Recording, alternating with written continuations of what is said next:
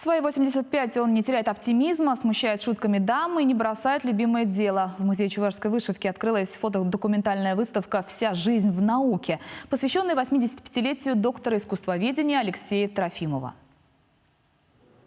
Почетный член Российской академии художеств, обладатель многочисленных званий и государственных наград Алексей Трофимов позволяет себе относиться к официальным мероприятиям с юмором, как, например, на открытии выставки в его честь. Я все-таки официоз немножко соблюдать буду, хорошо?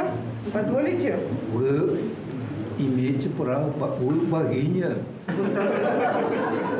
Когда-то давно он был простым деревенским учителем рисования. После службы в советской армии судьба привела в Институт гуманитарных наук, где Алексей Александрович стал изучать чувашскую вышивку, пытаясь понять ее глубинный смысл, истоки орнаментов и красивых узоров. У нас в основной экспозиции есть стенд, посвященный его научному творчеству.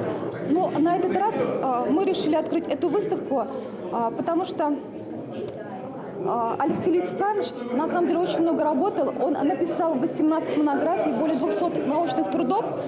И в начальный период научной карьеры он занимался именно чувашской вышивкой.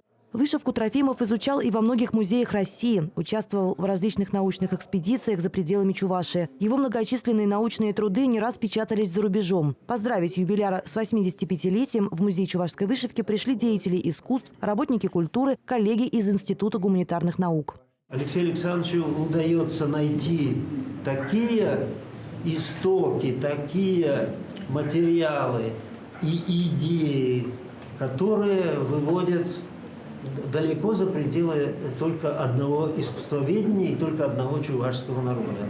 В институте его называют уникальным самородком, который умеет мыслить масштабно, преподнося исторический смысл открытий местного уровня в контексте мировой культуры. Кроме чувашской вышивки, Алексей Трофимов изучал национальную скульптуру, писал книги о народном искусстве, стихи для детей. Он является автором нескольких памятников, соавтором монумента матери-покровительницы. Несмотря на почтенный возраст, остается главным научным сотрудником Института гуманитарных наук. Ирина Ромадова, Марина Корягина, Екатерина Янгалакова. Вести, Чебоксары.